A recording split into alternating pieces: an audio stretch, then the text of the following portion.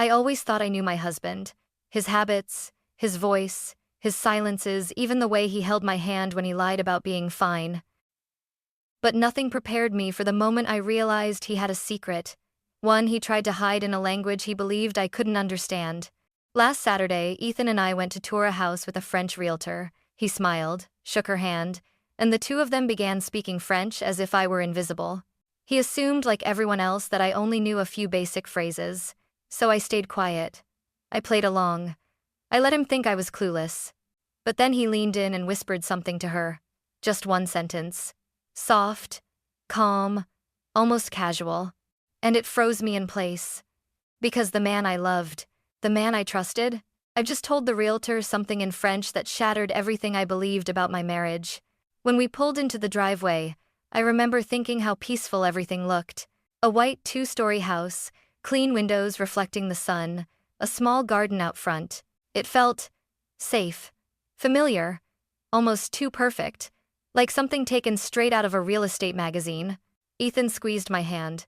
"Claire, I think you'll love this one," he said, eyes full of excitement. I smiled back, but something inside me shifted. It was subtle, like a draft slipping under a closed door, but it unsettled me. The French realtor, Madame Laurent, greeted us with a warm smile. She shook Ethan's hand first, then mine. Her accent was soft, elegant, the kind that made people lean in just to hear more. "Bonjour, monsieur. Bonjour, madame. Shall we begin?" Ethan nodded eagerly, stepping a little too close to her. Then he asked loudly, almost deliberately, "Claire, are you okay if I translate everything?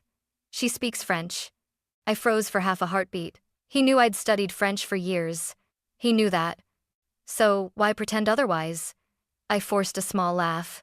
"Sure," I said. "You can translate." Inside the house, sunlight flooded the living room. Ethan walked ahead with the realtor, pointing at walls, windows, details I barely cared about. I stayed a few steps behind, watching them, listening quietly. At first, it was innocent. Basic questions, light jokes. But the way Ethan's voice softened around her, the way she giggled at something he said, the way he didn't look back at me even once, a strange heaviness settled in my chest. And for the first time in our marriage, I felt like an outsider, in a room that supposedly belonged to both of us. We moved deeper into the house, the kitchen first, then the dining room, each space perfectly staged with soft lighting and spotless countertops. Ethan walked beside the realtor, practically glued to her side, while I kept a few steps behind, pretending to admire the decor. Pretending. Everything I did that day was pretending. In the kitchen, the realtor pointed at the marble island and said in French, "La cuisine a été rénovée l'année dernière." The kitchen was renovated last year. Ethan nodded, then replied smoothly, "C'est parfait. Ma femme adore ce genre de style, même si elle n'y connaît pas grand-chose." It's perfect. My wife loves this style, even if she doesn't know much about it. My hands tightened around my purse. Did he just say that? To a stranger? I forced myself to look calm, tracing the countertop with my fingers. But inside my chest, something twisted. We walked toward the living room, and the realtor lowered her voice slightly. "Votre femme semble très gentille." Your wife seems very kind. Ethan laughed softly, a laugh I had never heard from him. "Oui, elle est gentille, mais elle ne comprend pas ce genre de choses." Yes, she's kind, but she doesn't understand these things. These things? What things? My lungs felt tight, but I stayed silent. He wasn't just talking about the house. He was talking about me, as if I were a simple-minded accessory tagging along. Then, as they walked ahead, he glanced back at me just once, with a smile so sweet it made me sick, because now I knew that smile wasn't love. It was a mask hiding a conversation he thought I would never understand. And yet, I understood every single word. We moved upstairs, our footsteps echoing softly against the wooden steps. I tried to steady my breathing, tried to tell myself I was overreacting. Maybe Ethan was just trying to impress the realtor. Maybe he didn't mean anything by those words. But my instincts were screaming. At the top of the stairs, sunlight spilled through a large window, painting the hallway in warm gold. I stepped closer, pretending to admire the view, while Ethan and the realtor lingered near the master bedroom door. That's when it happened. Their voices dropped quiet, intimate, almost conspiratorial. I tilted my head slightly, keeping my eyes on the window. The realtor whispered, Monsieur, vous vouliez aussi voir la pièce spéciale? Sir, you also wanted to see the special room? My blood ran cold. The special room? Ethan's reply was low, almost eager. Oui. Elle ne sait rien. Je veux que ça reste entre nous. Yes. She knows nothing. I want it to stay between us. My fingers slipped from the windowsill. I couldn't breathe. The realtor hesitated. C'est pour elle? Ou pour quelqu'un d'autre? And is it for her? Or for someone else? There was a pause. A long, heavy, suffocating pause. Then Ethan chuckled that soft, unfamiliar sound again. Dissons. Quelqu'un d'autre. Let's just say, someone else. My stomach dropped. Someone else? I pressed a hand to my mouth, forcing myself not to gasp. My heart pounded so hard I felt it in my throat. The realtor asked, Elle le saura un jour. Will she know one day? Ethan answered without hesitation. Non, jamais. No, never, never. The man I loved, the man I shared a bed and a life with, was planning something behind my back. A secret room, someone else. And I was never supposed to know. At that moment, the warm, sunlit hallway felt cold and foreign. I understood now. I wasn't just being left out. I was being lied to. Deliberately. Carefully. Cruelly. And whatever Ethan was hiding upstairs in that perfect house, it was going to destroy us. I spent the rest of the tour pretending. Pretending the house was lovely. Pretending nothing was wrong. Pretending I hadn't just overheard my husband planning a secret room for someone else. My smile hurt. My throat hurt. Everything hurt. As we walked back downstairs, Ethan slipped an arm around my waist. What do you think, Claire? Nice, right? His touch felt foreign, like a stranger brushing my skin. I forced a nod. It's okay. He studied my face for a moment. Are you tired? You look pale. I wanted to scream. I look pale because you're lying to me. But I only replied, just hungry, I guess. Madame Laurent handed Ethan a folder of documents.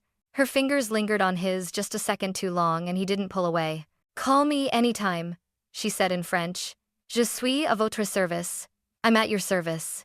I watched Ethan's lips curve into a smile I hadn't seen in months. On the drive home, Ethan hummed along to the radio, relaxed, cheerful, completely unaware that my world had just cracked open. I stared out the window, gripping my knees so tightly they ached. He asked casually, Claire, baby, you didn't say much today. You sure you're okay? Okay? Nothing about this was okay. But I wasn't ready to confront him, not yet. I needed to understand more. I'm fine, I lied. Just thinking. He reached over to squeeze my thigh. Don't worry. Everything will make sense soon. The words hit me like ice water. Everything will make sense soon? What was that supposed to mean? When we got home, Ethan kissed my forehead and went upstairs to shower. The moment I heard the water running, I sank onto the couch, trembling. My mind kept replaying those whispers. A secret room. For someone else. She will never know. I pressed my hands to my temples, trying to calm myself. Was Ethan cheating on me? Was he planning to hide another woman? Or, worse? A sickening thought struck me. What if he never meant for me to find out? What if he was building something in that room that would change our marriage forever? I needed answers. Real answers. Not from him, not yet. I would have to find them myself. Because for the first time since marrying Ethan Miller, I couldn't shake the fear that my husband was a man I didn't know at all. The next 3 days felt like walking through fog. Ethan acted normal, too normal. He made breakfast, kissed my cheek before work, sent cute emojis during lunch. But every small gesture felt choreographed, rehearsed, like a man performing the role of perfect husband. Because he was hiding something. On the third afternoon, I finally broke. Ethan said he needed to run an errand. His tone was casual, but the way he grabbed his keys too quickly, the way he avoided my eyes told me everything. The moment he left, I followed him. I kept my distance, my heart pounding in my ears as I trailed his car through downtown Seattle. He turned into a quiet street and parked beside a small cafe with outdoor seating. I stayed inside my car, watching from behind tinted windows. A few minutes later, a woman approached him. She was young, maybe mid-20s, with soft brown hair, bright eyes, and an anxious expression. She looked nothing like me. Shorter, slimmer, prettier in a fragile sort of way. Ethan stood up when he saw her. And then, he hugged her. Not a friendly hug.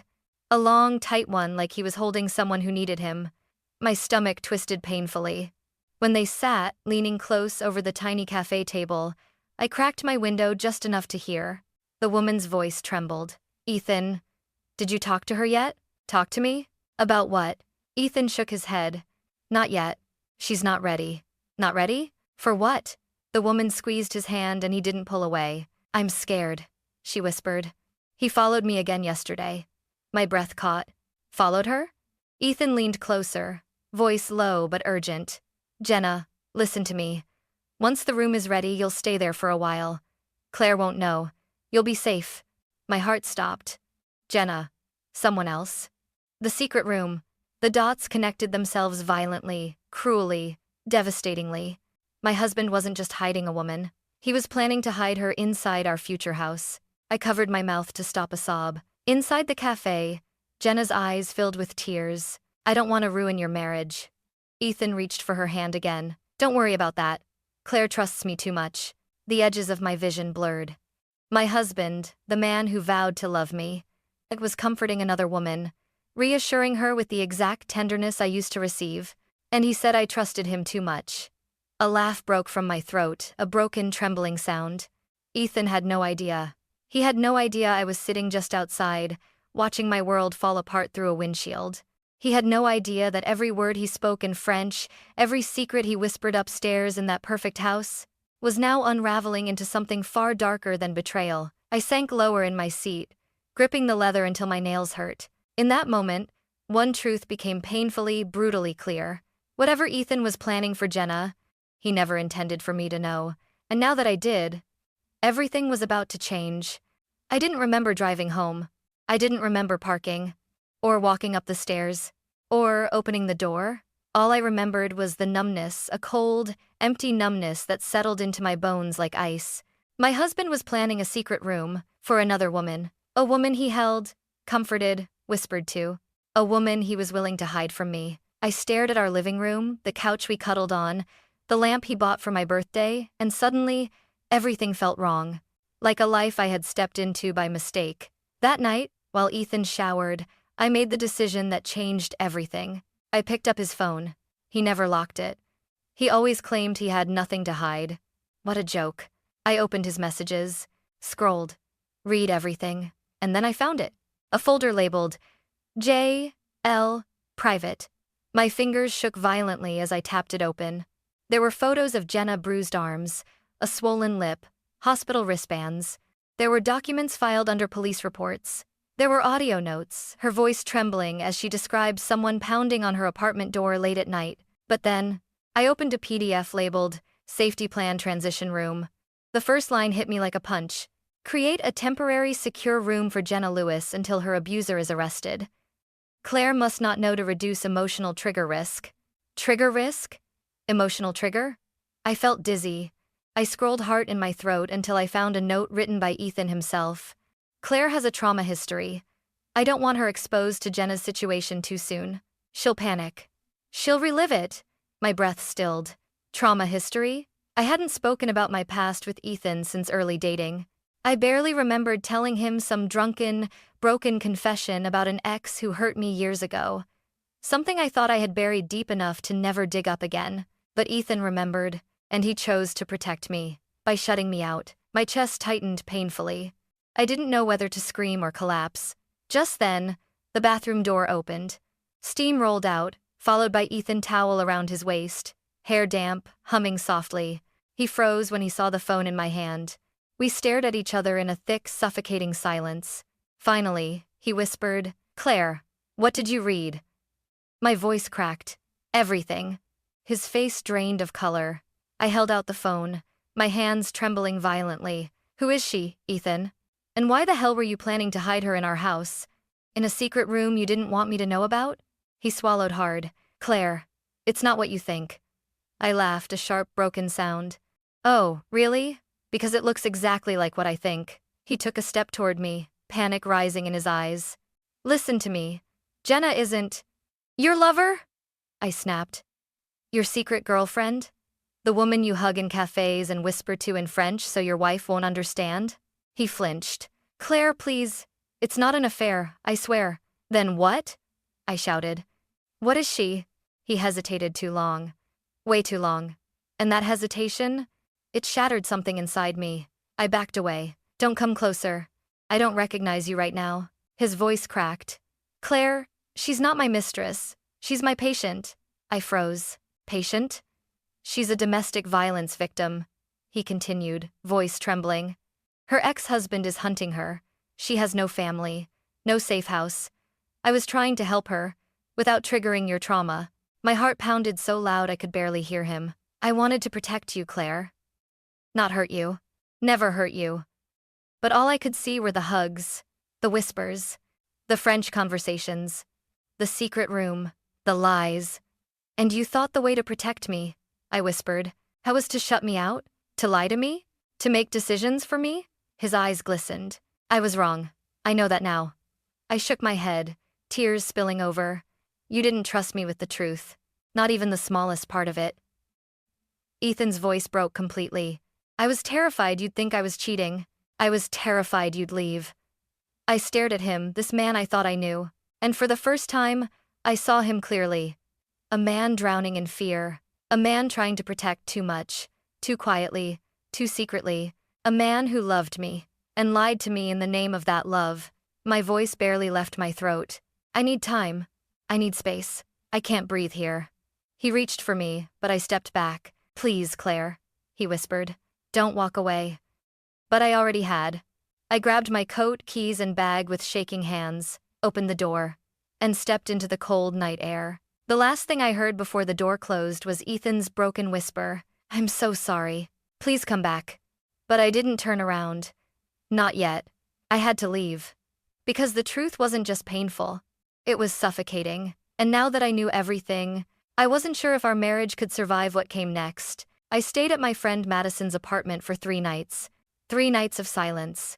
3 nights of replaying Ethan's words in my head. 3 nights of asking myself whether love still meant anything when trust had already bled out. Madison kept telling me, Claire, he didn't cheat. He tried to help someone. But betrayal isn't always about another woman in your husband's arms. Sometimes, betrayal is a secret. Sometimes it's a choice someone makes for you. Sometimes it's the lie behind the truth. On the 4th morning, I woke up with a decision sitting heavy inside me. I needed to hear Ethan say everything. Clearly. Directly. Face to face. No French. No whispers.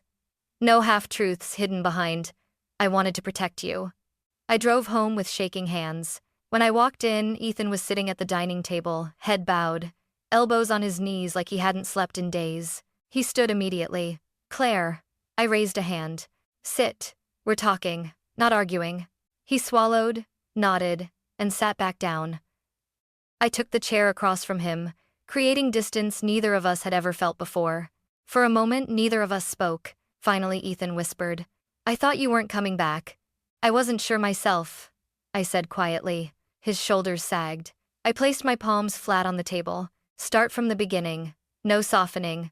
No hiding. I want the whole truth. Ah. He inhaled deeply.